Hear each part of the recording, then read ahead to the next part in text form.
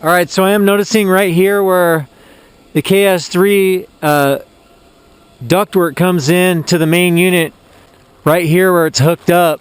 I'm thinking I could probably bring that up just a little bit more there so the angle has a little bit better flow to it, and then move on to the next item. All right, we got that all hung up so it's just a smoother transition there. I'm just trying to do anything I can to help that flow.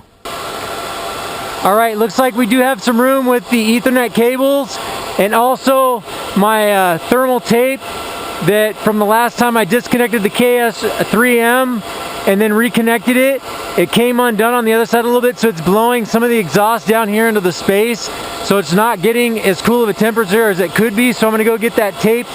I'm gonna turn the machines off and actually slide them back a couple of feet as much as I can with the Ethernet, and then retape them and then fire them back up and see if that helps out a little bit. So we got fresh heat tape on the KSM heat disbursement shroud that came undone a little bit, was blowing a little bit of the heat back into the space here. Plus we got the machines moved back about a foot so they have a little bit more room to suck in that cold air down here and keep those hash boards cool. I'm gonna go ahead and check out the monitor tool and see hopefully if those couple little things, straightening out the bend in the ductwork, getting the thermal tape securely fastened so all that heat can go out, and also moving the machines back a little, just doing everything that I can to keep the hash boards happy. It's a very expensive machine. I do not want to have to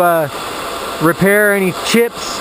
So we'll check out that monitoring tool here in a little bit and see what happens. All right, the update on the Troublemaker Ks1. So we were running it on board 2. I OC'd it. I shouldn't have. I was greedy. I want to try and get as much run. We'll see if it would run with that board 2. If board 1 was a problem, see if it would run on board. Well, it's greedy, right? Now I feel like I was greedy because it didn't work out for me. It ran for about 3 hours, shut down, went down. All indicator lights off the machine, like complete shutdown. Turned it off, left it. I almost thought about turning it on today. I'm just kind of leaving it for the time being or whatever, and monitoring the Ks3. The Ks3 is looking pretty good as far as calming the chips down after that aggressive day with algorithm solving. That was just a few days ago. So right here we're looking at it, and this one right here, this chip 2 on board 1, now I repasted board 1, I repasted board 3. Well, this chip yesterday was hitting a danger zone of 100. I was like, oh my goodness. So went ahead and restarted it, and it's come back around. It's been on for 14 hours now, and now it's in the warning area at 94, that particular chip, but at least it's not at 100. So but the ICE monitor tool is something that you want to have so you can keep an eye on these chips and figure out if you want to repaste or not. Here's board 3. We don't have anything warning on board 3 now since the paste job. Board 2 we haven't repasted yet, and it started to throw some warnings, so we'll get that repasted once the paste shows up. Maybe even add some more paste. But anyway, restarting it and then letting it calm down.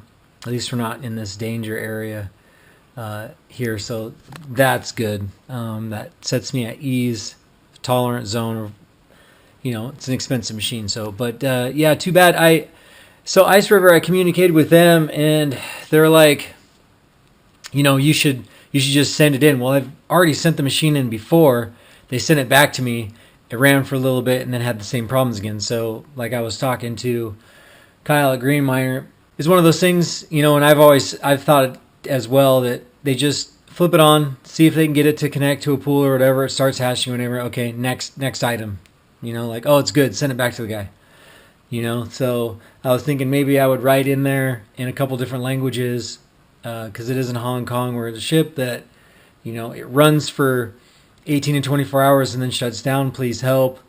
That, and I'm surprised that they wouldn't see that there's an issue with it, because when you run it, the indicator lights on the control board are all lit up. It should be, if it's running normal, D2 indicator light will blink green, all the other lights are out. In my case, when it's running the way that it's been running, all indicator lights are on and the D4 is blinking. So except for when I went down here this last time, it was in full shutdown. There's no indicator lights on at all.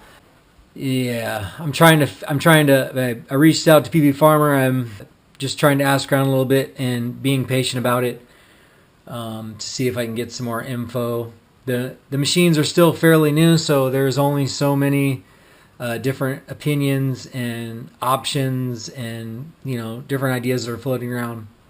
The main one that I get is that, oh, your hash boards are toast, and that's why you're having the issues that you're having, kind of a thing, and maybe when I had the ice river monitor tool on it, during those times where I was turning it off in the ice river dashboard every 18 to 24 hours to keep the thing rolling, all the chip temperatures were normal, voltage normal. I didn't have anything warning, anything in danger. The time I was monitoring it, never saw it in the warning or in danger while it was on stock settings.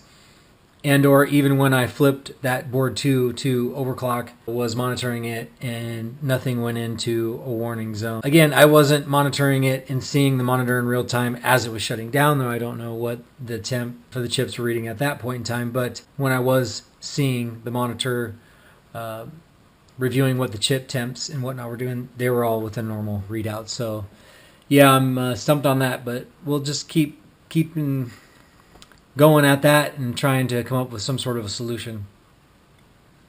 Hope everyone's having a good day.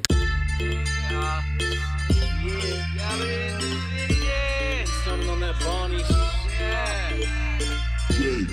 Jsizz. 425 win. Shout to some. Bitty bitty beast.